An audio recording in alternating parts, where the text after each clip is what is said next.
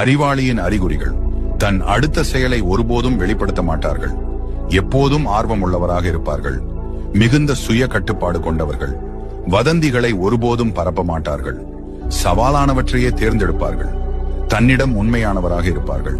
சூழ்நிலைக்கேற்ப இயல்பாக செல்வார்கள். எளிதில் கவனம் சிதறமாட்டார்கள். உதவி கேட்க தயங்க மாட்டார்கள். இந்த உலகத்தில் நீ நீயாக வாழ கற்றுக்கொள். சிலர் உன்னை விரும்புவார்கள், சிலர் உன்னை வெறுப்பார்கள். அவர்களையெல்லாம் நினைத்து கவலைப்படாதே.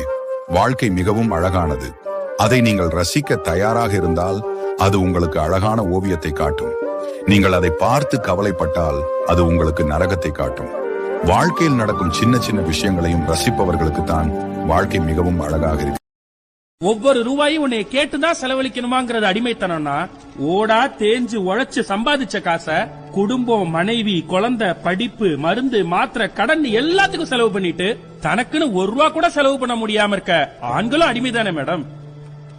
நீ சம்பாதிக்கிற காசை நான் சுதந்திரமா செலவு பண்ண முடியலங்கிறத விட, நான் சம்பாதிக்கிறத நானே சுதந்திரமா செலவு பண்ண முடியலங்கிறது எவ்வளவு பெரிய குடும்பம் மேடம். இங்க ஆண்களுக்கு எங்க மேம் இருக்கு பினான்சியல் இண்டிபெண்டன்ஸ்? அது எப்படி மேடம்? இந்த நாட்டுல ஒரே ரூபாத்தால் தான், ஆனா அது பெண்கள் சம்பாதிக்கிறப்ப சாதனையாவும் ஆண்கள் சம்பாதிக்கிறப்ப கடமையாவும் பார்க்கப்படுது.